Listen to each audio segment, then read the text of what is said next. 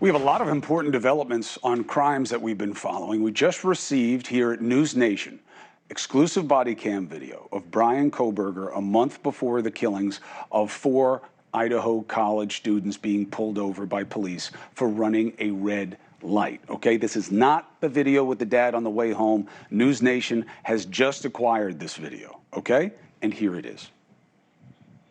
Hello, I am Officer Loangus. Stops being audio and video recorded. I think you know why I stopped you. You ran the red light.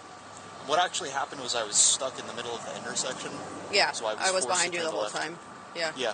So technically you're not supposed to enter the intersection at all for that reason, because if the light turns red, then you're stuck in the intersection, and then you run the red light. So that's the reason I stopped you. Do you have your license on you? Yep. So would you explain that to me a little bit further? So in Pennsylvania, when you're stuck like in the intersection, you have to make the left. So what would the appropriate thing for me to have done?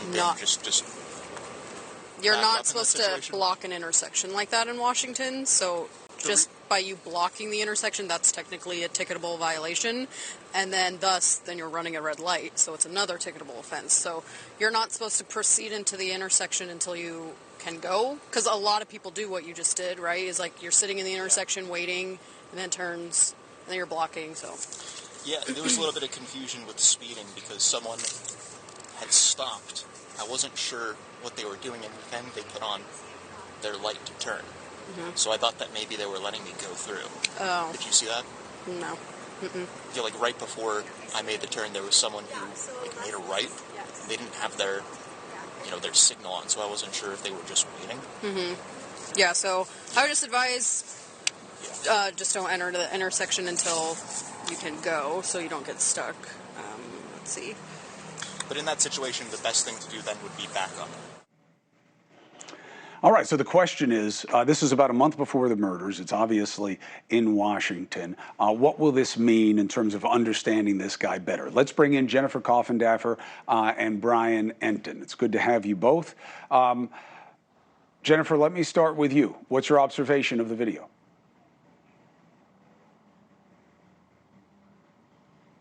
Coffindaffer. What stuck out to me the most, sorry, there was an interruption there, but what stuck out to me the most in this video is his just trying to convince her things that really weren't true.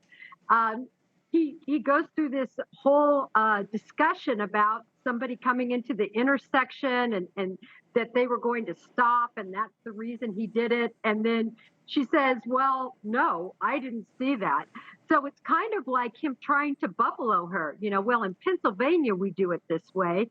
And so I think for me, it just gives me insight as to the way he tries to manipulate a situation to have it make sense and go on his side. I'm looking at the Pennsylvania traffic law right now. I'm trying to give him the benefit of the doubt in terms of him saying this. But in general, I know, Dusty, he's in Washington, but he said in Pennsylvania that that's how we do it, that when you're in an intersection, you have to make the left. I don't know that that's true.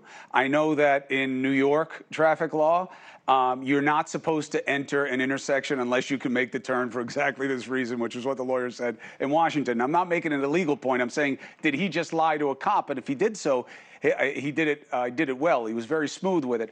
So, Bryan Enton, how does this square with what prosecutors are trying to say about this man?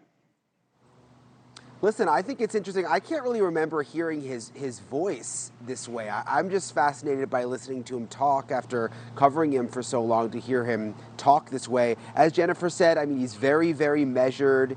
He's very, very calm. He seems calculated in the video. Seems like he's trying to explain to the officer like he knows what he's talking about. I just found that not really surprising based on everything we've learned about him. I expected in a situation like this that he would remain sort of calm and neutral. I'll tell you what, Jennifer, I would think as a guy who's been around law enforcement, is studying criminology, he would know that unless you have an amazing and truthful story, messing with a cop about why they're giving you a ticket is never going to get you out of the ticket.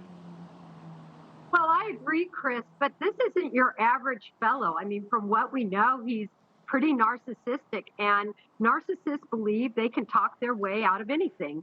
And that's what this clearly shows to me, is all of this wrangling he does verbally with her. And he doesn't move her, though. He doesn't move her one bit. Hey, thank you for watching. Please go to newsnationnow.com, newsnationnow.com, and you can find NewsNation on your television provider. And don't forget to click the red subscribe button down below. Then you will get more of NewsNation's fact-driven coverage.